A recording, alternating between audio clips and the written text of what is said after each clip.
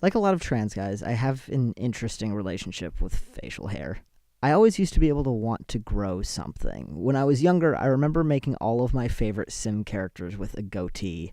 After I started taking testosterone, some of the most common questions I got were, how long is it going to take before you have to shave? Or when will you be able to grow a beard? And the reality is, it's not a matter of how long you're taking T for or how high your dosage is. It's much more about your genes. Whatever was passed down to me didn't really do much in the facial hair department. It's pretty minimal, and when it's visible at all, it's patchy at best. I never really minded or cared all that much, but I remember there was one time I was actually really proud to have visible facial hair.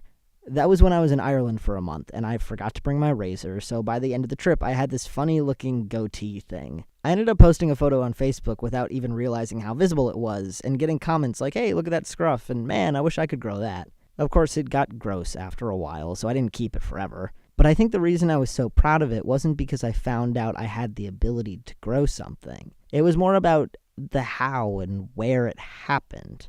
That gnarly little patch of face fuzz was a symbol of all that time I spent in Ireland working in nature. It had been my first time out of the country, and I went by myself, so I was proud of that experience and happy to have a little badge of honor growing on my chin to show for it. I've always liked those sorts of things, pieces of our physicality that tell stories. Scars are always a big one, but there are others. Tan lines, stretch marks, little spots where hair doesn't grow because you burnt yourself there once or rubbed it away with your boots. I've got these tiny dimples on the inside of my elbow because I used to have warts there.